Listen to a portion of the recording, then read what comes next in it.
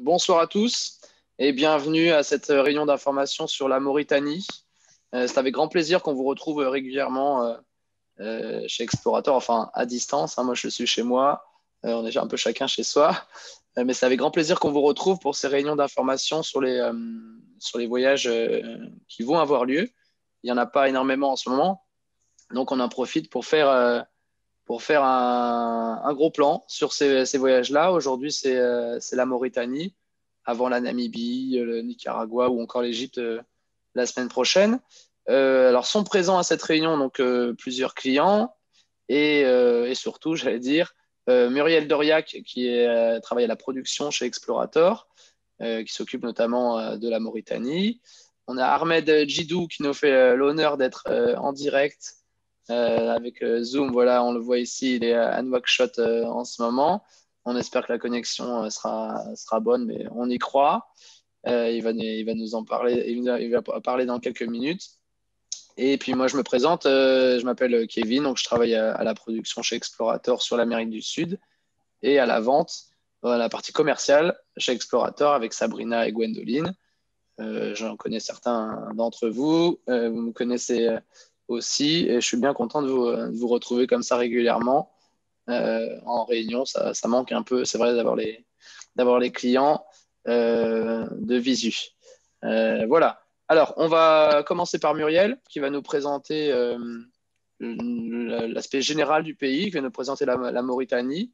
Ensuite, Ahmed, on passera une petite vidéo d'Ahmed qu'il a enregistrée cet après-midi.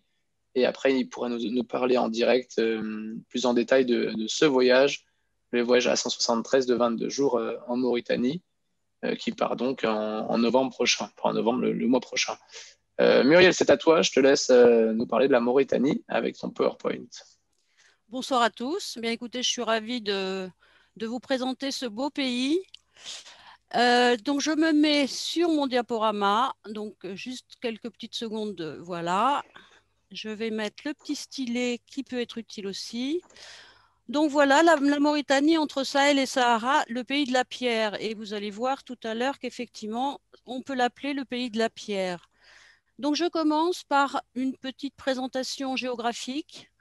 Donc, la Mauritanie se situe le long de la façade atlantique, pardon, à la charnière du monde arabo-berbère nord-africain et de l'Afrique noire subsaharienne.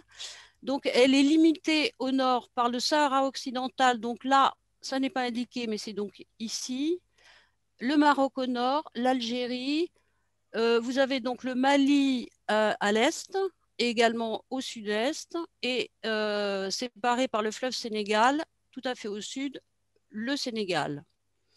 Alors, il faut savoir que la superficie de la Mauritanie, c'est à peu près 1 million de kilomètres carrés, c'est-à-dire en fait 2 fois la superficie de la France pour une population qui avoisine les 5 millions, 5 millions et demi, je crois, Ahmed, c'est ça, je n'ai pas vérifié, mais ça doit être à peu près ça.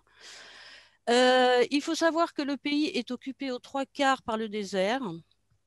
Mais alors, C'est quand 3 millions 500, 3 Ah, millions c'est 3 500. millions. Donc j'avais augmenté le nombre, mais bon, donc 3 millions 5. J'étais restée sur les 5, mais pas les 3 millions, effectivement. Donc il faut savoir que le pays est occupé aux 3 quarts par le désert. Mais quand on entend ce que l'on entend par désert, en fait, il faut distinguer le désert habitable et habité et le désert inhabitable et inhabité. Et effectivement, la Mauritanie a cette particularité que toute cette zone que je vais délimiter ici avec mon petit pointeur. Donc toute la partie qui est à l'ouest, hein, toute cette partie jaune en fait qui représente le désert, tout ce qui est à l'ouest, c'est la partie habitée. Tout ce qui est à l'est, c'est-à-dire toute cette partie-là, c'est la partie inhabitée, ce qu'on appelle le désert des déserts, c'est la Madjabat al-Koubra. En fait, c'est un paysage de sable, essentiellement de sable, où il n'existe aucun point d'eau. Donc, en fait, il faut certes, bon, je fais une petite parenthèse, mais il faut une certaine dose de courage, voire d'inconscience, voire de folie pour traverser donc cette partie tout à fait désertique. Et certains l'ont fait. Certains l'ont fait, dont le plus célèbre s'appelle Théodore Monod. Si vous avez lu son ouvrage Madjabat al-Koubra, il en parle. Et effectivement, il l'a fait plusieurs fois dans sa carrière. Et la dernière fois, c'était à l'âge de 92 ans. Inutile de vous dire que ça a dû être une épreuve pour ce monsieur pour un âge aussi avancé. Mais il en est rentré vivant puisqu'en fait, il est mort à l'âge de 98 ans, donc 6 ans plus tard. Donc, je ferme la parenthèse, hein, et puis on va continuer. Donc, les 3 quarts du pays occupés par le désert. Il faut savoir que les paysages sont malgré tout assez variés, qui combinent à la fois des plateaux rocheux avec de profonds ravins, donc des plateaux rocheux sculptés de profonds ravins, des massifs dunaires, des étendues caillouteuses. On y trouve évidemment de belles oasis, des palmeraies, des campements de nomades plus ou moins sédentarisés. Et évidemment, toute cette partie-là est un climat chaud et désertique. Alors, le reste du pays, le quart restant, est occupé par une zone sahélienne. En fait, c'est la zone que l'on voit ici délimitée en vert plus ou moins foncé. C'est une région de pâturage et de culture. Les conditions climatiques y sont bien sûr plus favorables et c'est un climat semi-désertique. Et évidemment, plus on s'approche du sud et de la vallée du fleuve Sénégal, plus les pluies sont abondantes. Et il y a également la partie littorale, qui est en fait une région un petit peu à part. C'est une région, c'est une zone en fait qui est sauvage, qui est totalement déserte. Si on fait abstraction de l'agglomération de Nouakchott et de l'agglomération de Nouadhibou que l'on voit ici, tout ça, c'est le littoral est désert, il n'est absolument pas construit. Et c'est déjà une aventure que de se promener le long du littoral mauritanien.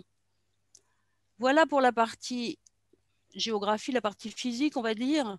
Bon, au niveau de l'histoire, je vous ai sélectionné quelques dates.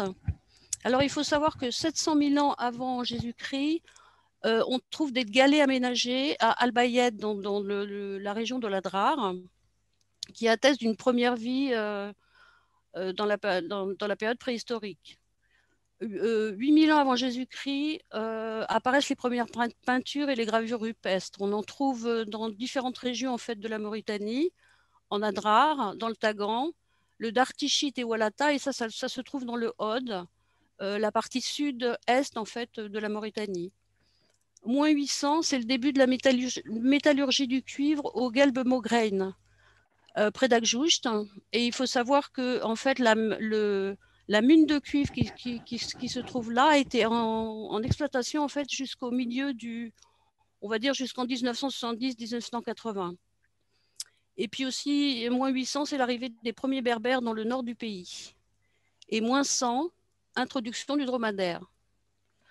Ensuite, on saute quelques siècles, on arrive au IVe siècle, et c'est l'installation dans le Hod, donc dans le sud-est du pays, de l'empire du Ghana, le grand empire soudanais du Ghana, avec sa capitale à Koumbi Salé.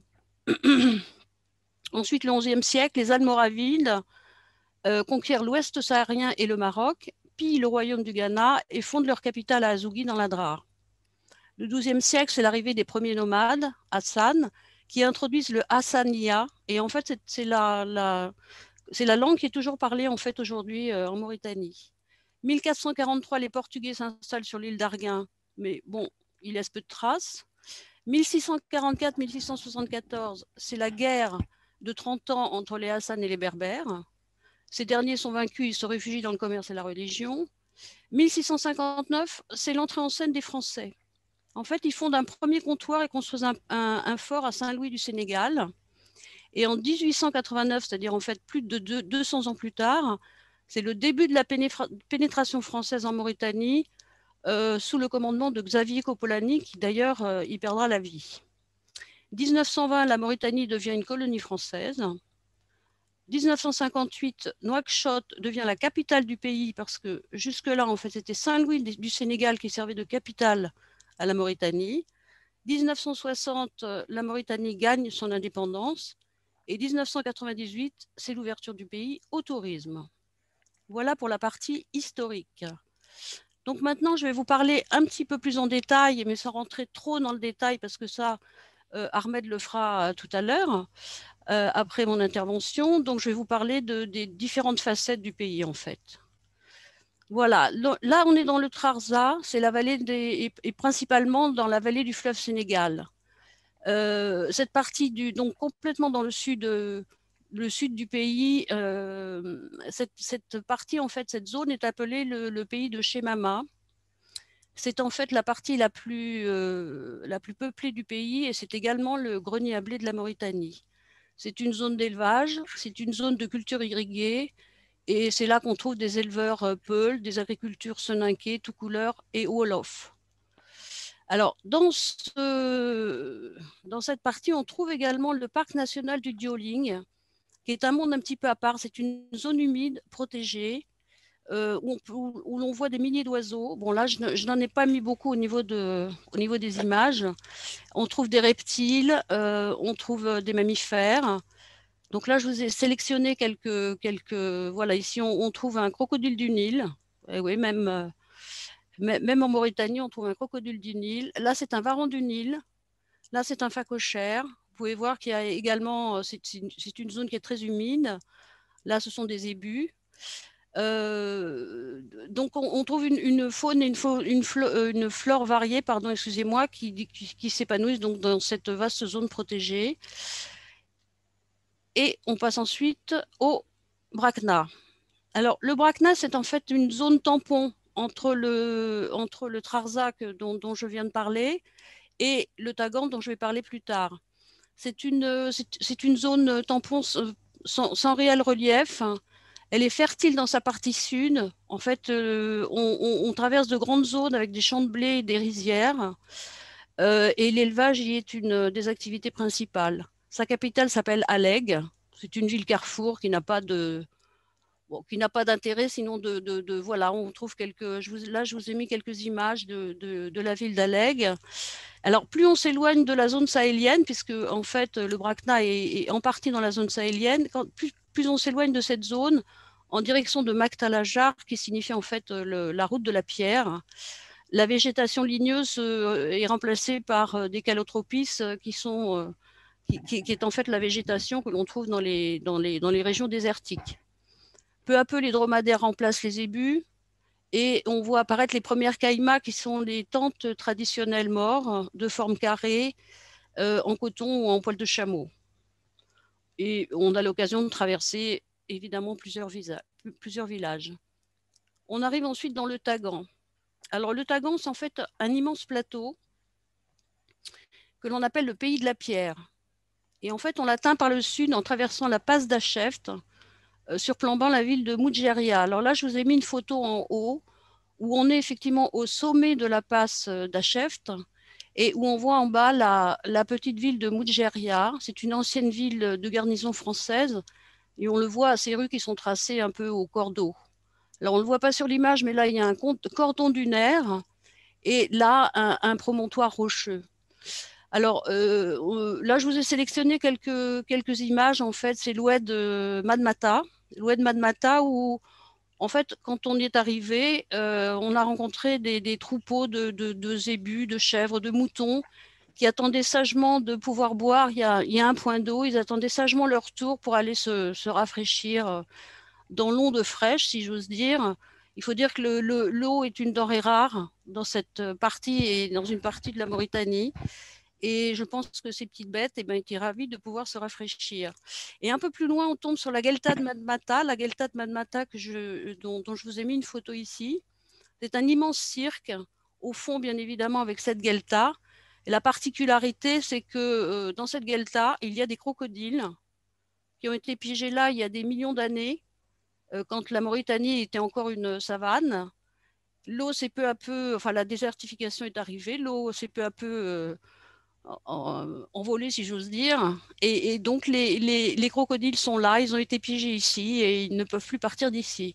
C'est un spectacle assez intéressant. Bon, on ne les voit pas sur la photo, mais c'est assez intéressant à voir. Alors, dans le Tagan, il y a également deux cités caravanières. Il y a Ksar El Barka et Rachid. Alors, je vous ai sélectionné des photos ici. Les quatre en haut à droite, ce sont des photos de Ksar El Barka. On voit ici les piliers de la mosquée. On voit ici une zone d'habitation. Ça, ce sont les murs extérieurs. Et là, c'est une décoration qui est spécifique au Tagan. Ces espèces d'alvéoles en V qui servaient pour mettre des lits, pour mettre des objets divers. Voilà, et dessous, alors en fait, Ksar el-Barka, c'est une cité qui a été fondée par une tribu maraboutique venue d'Ouadan au XVIIe siècle. Et puis, elle a été abandonnée au XIXe suite à des rivalités entre tribus. Rachid, qui n'est pas très loin en fait, de Ksar el-Barka, c'est également une ancienne cité caravanière qui a été fondée un siècle plus tard. On en voit des photos ici, les trois photos en bas. Voilà, qui a été également abandonnée, qui est en plus mauvais état en fait que Ksar el-Barka. Mais c'est également une visite intéressante à faire. Alors, je poursuis. Là, maintenant, nous rentrons dans l'Adrar. Alors, l'Adrar, c'est le pays de la pierre, ce que vous ne voyez pas sur la photo, mais ça s'appelle le pays de la pierre avec donc le Tagan.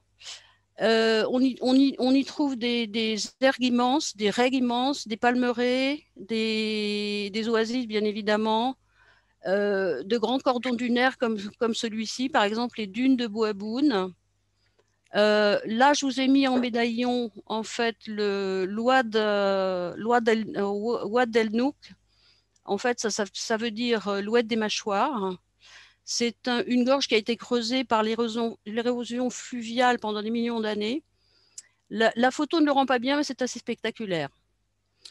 Là, en haut à droite, vous avez la photo a été prise de l'oued Timinit Al-Goub et on voit dans le fond la bande de végétation de l'oued Timinit avec un cordon dunaire. Là, c'est le hameau d'El Berbera avec la Gelta d'El Berbera, le hameau d'El Berbera voulant dire le champ de l'eau. Et effectivement, cette Gelta est formée de plusieurs sources qui alimente le village qui, lui, est placé au-dessus de ce cirque. Alors, l'Adrar, c'est aussi des cités caravanières, dont Chinguetti et Ouadan. Donc, Chinguetti, la Mecque mauritanienne, selon Odette Dupuy-Godot, qui non seulement avait des fonctions commerciales et caravanières, mais a rayonné, était un centre en fait, de rayonnement religieux et culturel qui a diffusé l'islam et la culture arabo-musulmane dans tout l'Ouest africain. C'est une ville qui comptait une palmeraie immense, une dizaine de mosquées et surtout de prestigieuses bibliothèques. Bon, évidemment, là, je vous ai mis quelques photos. Il reste peu de choses de sa grandeur passée. On voit les maisons écroulées, les ruelles envahies par le sable. Mais c'est un témoignage assez émouvant. Là, là, c'est une visite qu'on a rendue à l'une des bibliothèques de la ville. Et le monsieur qui nous a fait la visite nous a donc montré quelques-uns de ces précieux volumes. Ce sont des volumes qui se transmettent de génération en génération. Là, c'est la ville de Ouadan, l'ancienne cité caravanière de Ouadan, qui se trouve un petit peu plus loin, qui a été fondée au XIIe siècle et qui a connu 500 ans de prospérité. Son nom en fait signifie deux oued et souligne la dualité entre connaissance et richesse, c'est-à-dire qu'en fait les lettrés qui s'occupaient de leur palmier, de leur palmeraie et qui s'adonnaient au commerce, enseignaient également aux étudiants. Et voilà, donc je vous laisse regarder les photos. Et là, je dirais que c'est le clou un peu de l'Adrar, c'est le Gelberichat. C'est un endroit qui est assez magique. Bon, la photo, je ne sais pas si elle le rend bien. En tout cas, moi, c'est ce que je ressens. C'est un dôme circulaire. En fait, le Gelberichat, ça veut dire le cœur des plumes. C'est un piton rocheux qui est en fait entouré de 3 cercles concentriques. Et une fois que l'on a passé ces 3 cercles concentriques pierreux, en fait, hein, c'est essentiellement du caillou, on monte un piton rocheux qui forme le cœur du Gelb, en fait. Et on a un panorama à 360 degrés sur le site et je peux vous assurer que c'est magique. Voilà. Donc ça, c'est pour le Gelberichat. Donc là, j'ai sélectionné quelques photos. L'oasis d'Al-Gader, en fait, en haut à droite. C'est une petite oasis qui est entourée par un promontoire rocheux. On y trouve quelques peintures et gravures rupestres. J'avoue qu'on les a cherchées, on ne les a pas trouvées, mais il faut dire que le promontoire est très très long Et donc, je pense qu'il faut s'armer un peu de patience et on finit par les découvrir. En dessous, ce sont 2 photos de la passe de Tenaillé. C'est une passe qui est très caillouteuse, comme on peut le voir sur les photos, qui est très en pente aussi, et qui permet d'accéder au cirque d'El Bayed que l'on voit ici dans le fond. Hein. Et là, nous arrivons donc au cirque d'El Bayed. Et là, ce sont quelques gravures rupestres que je vous ai mises pour vous les montrer, bien sûr, qui sont en bon état. Là, c'est le Monténiagouri, où on a monté notre bivouac avant d'entamer le lendemain donc la montée de la passe d'Amokjar. Et le Monténiagouri est tout à fait caractéristique avec ces 2 pics. Là, c'est le Fou et là, c'est la Reine. On arrive à la passe d'Amokjar. Alors, la passe d'Amokjar, c'est une passe qui est très, très, très difficile et très éprouvante pour les voitures, pour les chauffeurs, et je dirais même pour les dos des voyageurs. C'est très caillouteux, c'est excessivement caillouteux. On en voit un exemple ici. On voit là la voiture qui monte. D'ailleurs, on était descendu pour alléger un peu justement le poids de la voiture. Donc, disons, on arrive sur un promontoire intermédiaire où là, on peut voir les ruines du Fort Sagan construit pour les besoins du film d'Alain Cournot en 1984, film dans lequel jouaient Gérard Depardieu et Sophie Marceau, pour ceux qui l'ont vu. Et sur le promontoire, et on arrive en fait en haut de la passe d'Amokjar, et là, on peut accéder à un abri sous roche où sont conservées quelques belles peintures rupestres, un peu dégradées, mais bon, on voit quand même les scènes, on peut les reconnaître ici, vous voyez un soleil, etc. Donc après l'Adrar, après le passage de la ville d'Attar, qui est la capitale de l'Adrar, on se dirige vers l'océan Atlantique. Et en chemin, on trouve ces monstres de pierre qui sont absolument énormes. Ici, c'est le monolithe de Ben Amira. Là, c'est le monolithe d'Aïcha avec sa servante. Il faut savoir que le monolithe de Ben Amira est le 2e monolithe le plus grand du monde. Et il y a une légende en fait qui est attachée à ces deux monstres de pierre. Ben Amira étant le mari d'Aïcha. Mais je ne vais pas vous la raconter, je vais laisser à Ahmed le soin de le raconter à ceux qui feront le voyage avec lui. Voilà pour Ben Amira et Aïcha. On arrive au banc d'Arguin. Alors le banc d'Arguin, en fait, c'est un monde un petit peu à part. C'est 12 000 mètres carrés sur 180 km de côte.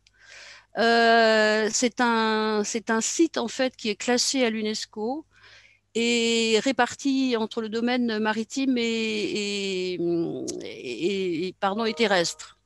Alors là, c'est quand on arrive en fait de l'Adrar, on arrive au cap Tafarit, qui est la porte nord en fait du banc d'Arguin. Et là, c'est le camp installé. Hein. Ça, c'est pas le camp d'explorateurs, c'est le camp installé. Et ça, c'est le village d'Iwik. C'est un petit village, donc à côté du Cap Tafarit, où l'on a embarqué pour une croisière en mer avec un pêcheur imragen que vous voyez ici. Les pêcheurs imragen étant la population qui garde en fait le banc d'Arguin, jalousement d'ailleurs, je pense, parce qu'ils ne peuvent pas faire ce qu'ils veulent. La pêche est réglementée, les constructions en dur sont interdites. Donc ce brave monsieur nous a emmenés en mer pour voir des oiseaux. Alors on les voit, mais on les voit d'assez loin en fait, parce qu'il y a quelques années, c'était encore possible de descendre du bateau, de s'amarrer à un banc de sable et d'aller voir les oiseaux, mais bon, il y a dû avoir des excès, les oiseaux, ça les dérangeait. Donc du coup, maintenant, c'est interdit, donc on peut les voir, mais on peut les voir de loin. Donc si vous faites le voyage, il vous faut un téléobjectif ou un zoom assez puissant, mais c'est une promenade qui est tout à fait intéressante, et ça, c'est le bateau sur lequel on fait la petite balade en mer. C'est un bateau d'origine canarienne en fait. Donc le banc d'Arguin, c'est vraiment un endroit assez particulier. Alors une fois qu'on sort du banc d'Arguin, en fait, on prend le littoral pour arriver à Nouakchott. Et ça, c'est quelques vues. Là, par exemple, c'est le pique-nique. On était au bord de la mer, on était tout seul. Voilà. Bon, là, il n'y a personne à table, mais on peut vous assurer qu'on a déjeuné là. Là, c'est une vue du retour à Nouakchott, donc la plage, les oiseaux. Là aussi, voilà, une petite vue du retour. Alors, on peut y faire comment dirais-je, on peut y faire des rencontres assez particulières. Nous, on a vu les crabes sortir de l'eau à la tombée du jour. On a vu un chacal, on a même vu deux d'ailleurs. Et puis surtout, on voit énormément d'oiseaux. Et ensuite, c'est l'arrivée à Nouakchott. On arrive directement, enfin, nous, on a eu la chance d'arriver directement sur la place de pêcheurs en partant du Mornarguin, tout droit, hop, on a pris la plage jusqu'à Nouakchott et on arrive sur la place de pêcheurs. Donc là, en fait, on est arrivé, c'était la fin de la matinée, c'était pas très animé, mais il y avait quand même déjà de l'animation, c'est assez coloré. Ça, c'est la criée. Voilà, donc là, c'était presque la fin du voyage. C'était d'ailleurs la fin du voyage. Alors, j'ai voulu vous ajouter un petit message en fait, pour vous introduire la région du Hod qu'on ne fait pas dans notre voyage à 573. Ça, c'est une partie de la Mauritanie que j'ai ajoutée en fait à un nouveau voyage qui est prévu pour novembre 2021. Donc, pour ceux que ça intéresse, il y a encore le temps de se préparer. En fait, c'est une région tout à fait à part. C'est un condensé en fait de la plupart des paysages mauritaniens et c'est surtout une région qui est intéressante parce on y trouve des sites archéologiques, notamment au sud de Tamshaket ici Aoudagost et au sud de Timbetga ici Koumbi Salé qui sont des cités caravanières et Koumbi Salé notamment était la capitale de l'empire du Ghana. Il y a Oualata ici. Alors là, je ne vois pas parce que j'ai les vignettes qui me cachent, qui me cachent la carte, mais Oualata donc, est une ville réputée pour ses murs peints. Il y a tout un tas de sites très, très intéressants à voir dans le Dartichit et le Darwalata ici.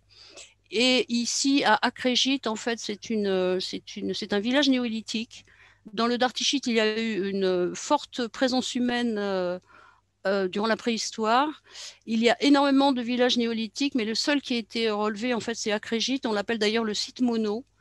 Donc là, c'est prévu également au voyage. Et il y a ensuite la ville caravanière de Tichit, etc. Enfin, c'est une région tout à fait à part et donc, je voulais juste faire une petite aparté pour en parler.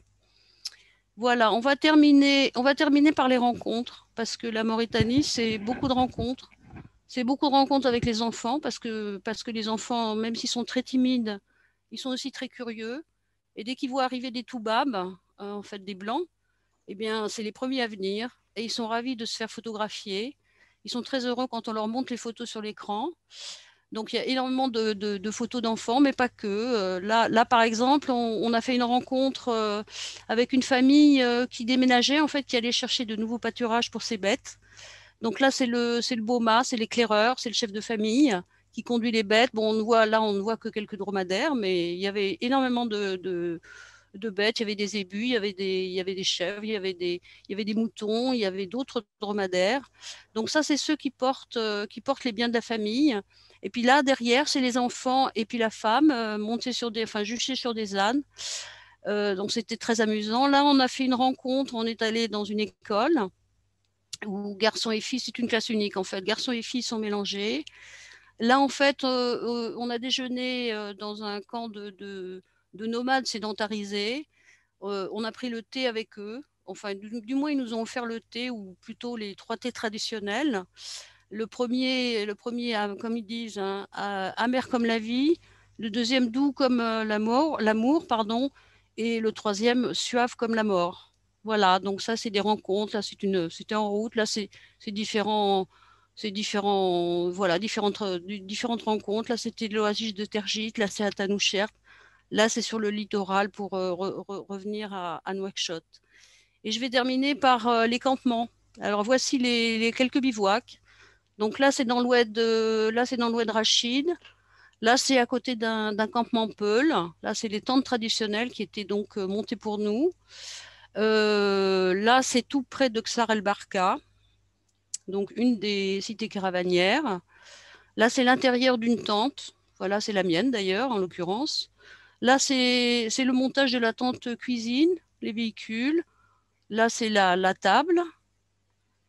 Voilà, et puis les bivouacs avec la cuisson du pain traditionnel.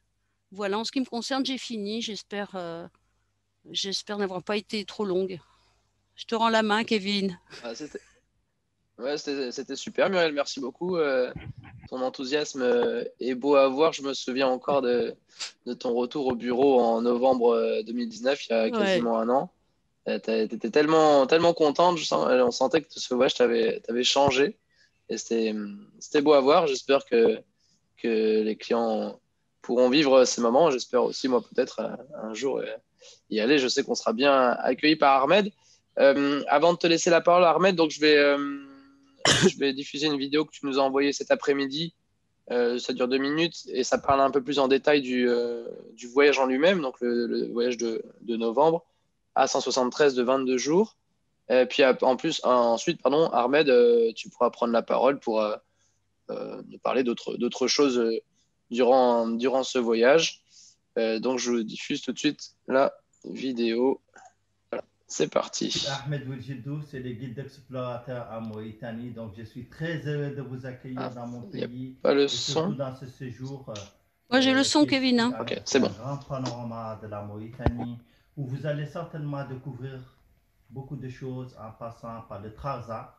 Le Trarza qui est cette région où on va passer par le parc national du Djaouling, c'est l'un des parcs qui est protégé et qui fait partie du patrimoine mondial de l'UNESCO. Il y a des milliers d'oiseaux qui viennent d'hiver, qui viennent séjourner en Mauritanie pour manger des bons poissons bien sûr, et surtout pour se reproduire. Et donc, on va visiter le parc national du Djaouling, on va aller dans la région qui est le Brakna, qui est une région sahélienne. Et puis après, on va passer par le Tagan, qui est l'autre côté de la Mauritanie, où il y a des plateaux, il y a des paysages, des superbes paysages. On va passer par la Guelta de Matmata, où il y a les crocodiles, il y a ces fameux crocodiles, on va les voir de loin, on ne va pas s'approcher d'eux, on va les voir de loin. Et puis on va voir la ville de Tichit, la ville de Tijikja, la ville de Xarl-Barka. Ça, c'est des sites qui sont connus depuis la nuit des temps par ces caravanes. C'est le commerce caravanier qui traversait toute la Mauritanie à partir d'Awadan, Chinguitti, tout ça, en passant bien sûr par Rachid et qui vont aller jusqu'au Mali. Donc, on va visiter la Sorbonne du désert qui est Chinguitti avec ses bibliothèques, avec ses manuscrits. On va visiter la ville d'Awadan avec ses ruines. C'est des villes qui sont protégées et qui font partie du patrimoine mondial de l'UNESCO. On va visiter le Guelber-Richard, qui est l'île de l'Afrique, qui est un repère pour les spationautes américains qui viennent visiter ces coins. Et surtout, on va visiter le site d'El Beyout avec ses gravures, ses peintures. Et après, on va passer par le parc national du Ban d'Arguin. C'est là où on va voir les oiseaux. Et c'est là où on va finir. Et on doit finir en beauté. Parce que vous le méritiez. Vous êtes venus nous visiter. Surtout à cette période où vraiment on a besoin des gens qui viennent découvrir le pays. Merci et à bientôt. Voilà, donc là, c'était la vidéo que Ahmed nous a envoyée cet après-midi parce qu'il y avait un peu des doutes sur la connexion entre la France et la Mauritanie via Internet. Mais Ahmed, maintenant, à toi la parole. Je te laisse nous parler plus en détail de la Mauritanie, du voyage, de ce que tu veux. On t'écoute, Ahmed. Merci beaucoup à vous tous. Merci à Muriel de ce beau voyage. Moi, j'étais en voyage là avec les passages que Muriel vient de définir. Merci aux clients qui sont en train de me regarder. Et merci à vous aussi. Donc, moi, je me présente rapidement. C'est Ahmed Wilgidou. Je serai votre guide et je serai content de vous faire découvrir la Mauritanie. La Mauritanie, c'est ce désert et on dit souvent que ce désert ne se raconte pas. Mais ce désert, ça se vit. Donc, je vous conseille de venir et de vivre de bons moments dans ces étendues, dans ces espaces où le monde se réduit à peu de choses. On devient petit dans ce désert. Et donc, voilà, donc, par rapport à ce circuit qui s'appelle de l'océan Odin, donc il y a beaucoup de diversité en Mauritanie. il y a des dunes de différentes couleurs, il y a des oasis, il y a les deux parcs, le parc national du Ban d'Arguin et le parc national du Djaouling. Là, je vois sur la carte l'itinéraire que nous allons faire. Donc, c'est sur toute cette boucle que Myriel vient de présenter en partant de Nouakchott et en terminant dans le parc national du Ban d'Arguin pour revenir à Nouakchott et surtout pour après la fin de ce voyage. Et je disais tantôt que la Mauritanie, ce n'est pas que des déserts. Il y a des plateaux, il y a des hommes bleus, il y a des villes anciennes avec leurs manuscrits, des villes du 11e et du 12e, 11e et 12e siècle, comme Chingiti et Wadan. Et surtout, là, je veux parler un peu, parce que je vois des photos, je veux parler un peu d'une partie technique. Certes, on va voir des oiseaux, surtout dans le parc national du Djaouling, où il y a des millions d'espèces d'oiseaux qui viennent, des pélicans, des aigrettes, des cormorans et autres qui viennent d'Europe pour retrouver un peu de chaleur ici en Mauritanie, un peu de soleil et surtout du bon poisson. Donc, je vais essayer de vous parler un peu de comment ça va se dérouler le voyage. Le voyage se déroule dans de bonnes conditions. C'est des 4x4 confortables et qui sont climatisés, avec bien sûr chaque personne à sa fenêtre durant tous les séjours.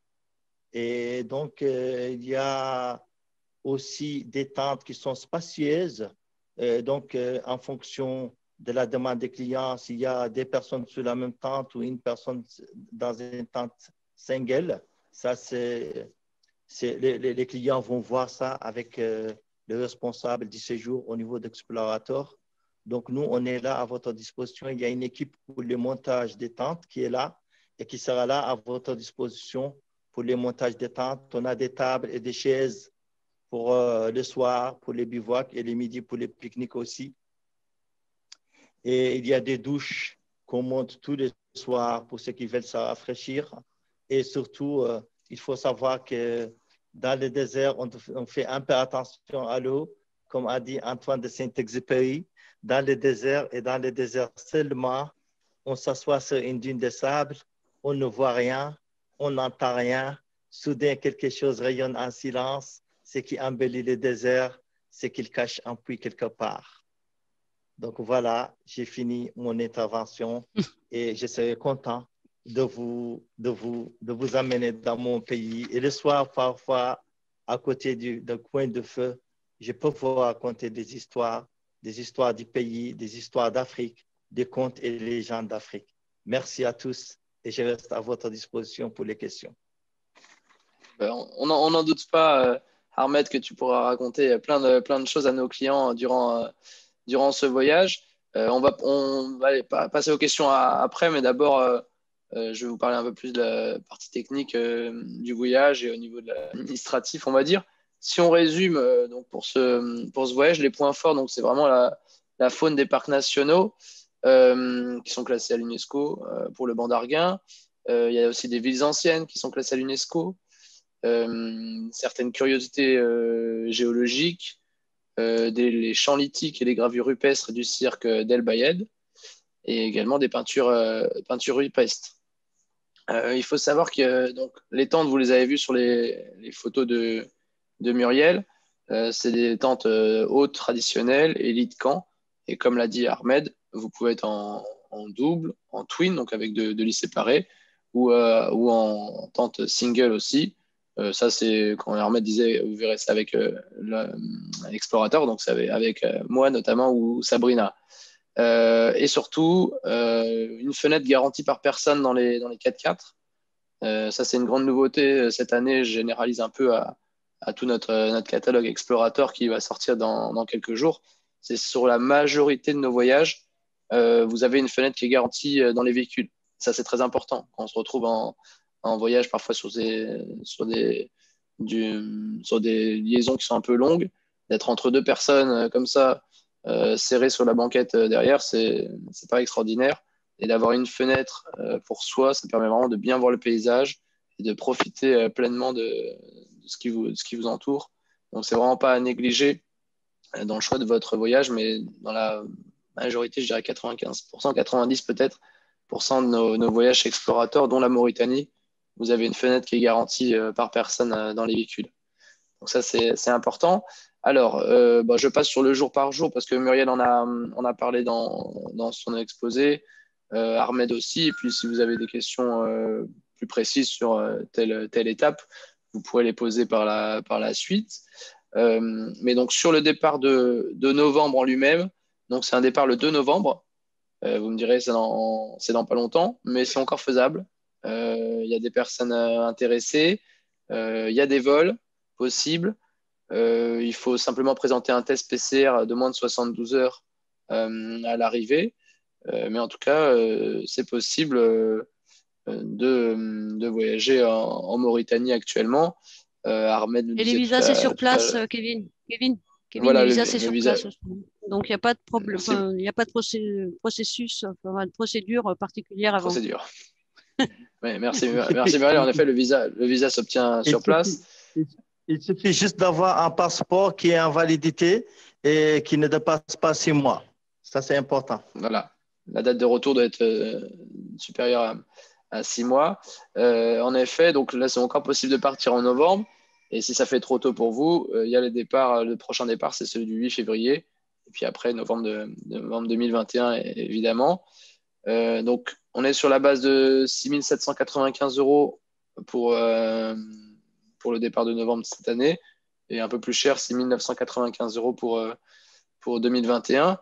Mais concrètement, ça comprend tout, hein. Vous avez les vols, Air France, c'est les vols directs. Vous avez tout le transport, les véhicules en 4x4 avec donc une fenêtre par personne, le logement, que ce soit en maison d'hôte ou en hôtel, ou en bivouac, évidemment, avec tout le matériel qui est fourni. Et vous avez tous les repas également avec l'eau minérale. Et bien sûr, toutes les visites avec votre super guide Ahmed. Donc voilà, un départ qui peut avoir lieu en novembre, sinon février 2021. Pour s'inscrire, je pense que vous savez, mais je le redis tout de même, vous pouvez toujours nous joindre dans les explorateurs, que ce soit Sabrina, Gwendoline ou moi, par téléphone, par mail également. Et pour s'inscrire, on trouve des solutions, même si on n'est plus au bureau rue Daniel Casanova à Paris. Ça se fait par Internet, donc par mail, par courrier éventuellement. Le paiement, il peut se faire soit par téléphone, soit en vous envoyant un lien sécurisé, comme un achat sur Internet. Donc, c'est sécurisé, c'est très pratique. Et ça vous permet d'utiliser votre carte bancaire et donc les assurances des cartes bancaires. Avant de passer aux questions, si vous en avez, justement, un petit aparté sur les assurances. Vous savez qu'on traverse une période bien spéciale. Donc, chez Explorateur, on s'est adapté à la Covid en vous proposant donc, ces réunions en vidéo plutôt que de vous accueillir dans nos beaux bureaux de la rue Daniel Casanova. Et puis, ça vous permet, vous qui êtes parfois en province, de nous voir aussi. C'est très bien, je trouve. Et notre assurance aussi, notre assurance de voyage, c'est adapté à la situation sanitaire. Ce qui veut dire que pour toute réservation, et si vous souscrivez à notre assurance, lorsque vous réservez nos voyages désormais, vous êtes couvert pour ce qui est du virus présent. Si dans les 30 jours précédant le départ, vous attrapez le Covid, si vous êtes positif, vous pouvez annuler, vous serez pris en charge, ça sera pris en charge par l'assurance. Pareil, si vous arrivez sur place et que finalement le pays ferme ses frontières, si finalement vous contractez le virus à destination, que ce soit en Mauritanie ou partout ailleurs, hein, ça c'est général à tous nos voyages, votre hébergement est pris en charge, que ce soit à l'hôpital ou en hôtel. Donc vraiment, nos assurances, tout comme Explorateur, on s'est tous mobilisés et on s'est tous adaptés à la situation, comme d'ailleurs tous les pays, puisque même en Mauritanie, Ahmed nous le disait tout à l'heure, ils ont prévu du gel hydroalcoolique, ils ont tout qui est prévu. Les masques, je présume que dans le désert mauritanien, il n'y a pas de masque. Ahmed, vous en avez, on a les turbans. On a les turbans, on va leur distribuer des turbans à l'aéroport Et surtout pour se couvrir contre le sable et pour se protéger aussi. Et la Mauritanie, quand même, on est plus ou moins à l'abri de ce Covid parce que depuis le début, on n'a eu que 163 décès. Donc, je peux vous confirmer que pour l'instant, on a respecté les mesures de sécurité, les mesures d'hygiène. Et même, il y a certains pays qui nous citent comme exemple. Et le désert est sain, on est sain et tout va bien. Et bienvenue dans notre désert.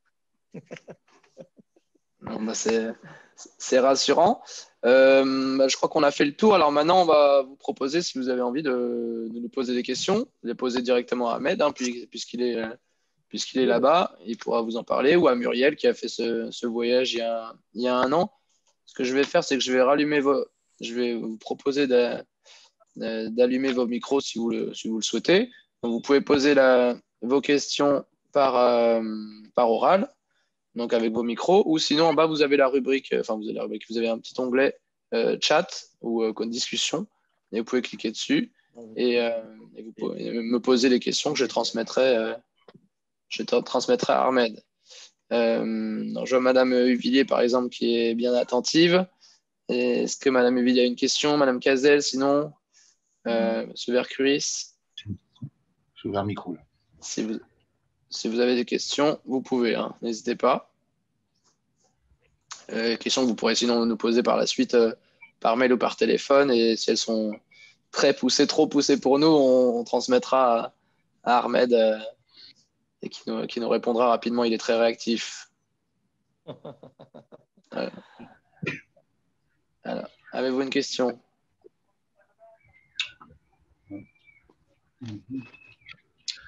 C'était le corona, est-ce que tu peux m'emmener en France? Oui, non, mais ça, c'est l'assurance. Assurance. Ils entendent ou pas? Oui. Oui, on vous entend. Oui, Madame Huvillier, on vous entend. Est-ce que le staff local nous présente des tests PCR de moins de 72 heures avant le Ahmed, départ du circuit? D'accord. Ahmed, est-ce que ton équipe sur place a des tests? Non. Nous, on ne fait pas de tests pour les clients. Mais nous, notre staff, il fait pas pour les clients, mais pour vous. Pour nous, oui. Les clients, oui. Les clients, ils vont en faire à Paris, en France? En France. Les clients, ils le font en France et nous, on le fait ici en Mauritanie avant de vous accompagner. D'accord. Donc, l'équipe sur place aura aussi un test, on espère négatif. Enfin, sinon, elles ne participeront pas, je pense, avant le voyage. C'est la question. C'est ça votre question, Madame Huvillier? Merci pour la réponse. D'accord. Est-ce qu'on a d'autres questions? Kevin, on peut peut-être dire que comme le départ est prévu le 2 novembre, ce qui est un lundi, ça peut poser des problèmes pour le test PCR. Donc, dans ces cas-là, on peut décaler. Oui, en effet, il est possible qu'on décale un peu de quelques jours le voyage. Ça ne pose pas de problème. A priori, pour Ahmed, pour nous accueillir, on peut, comme c'est le désert, on peut y être quand on veut. Donc, a priori, le départ se fera plutôt le jeudi ou vendredi. En tout cas, pour ce qui est de novembre. Et comme ça nous laisse aussi un peu plus de temps. Mais oui, on table plutôt là-dessus pour ne pas bloquer les clients qui ont du mal à avoir un test PCR de moins de 72 heures durant le week-end.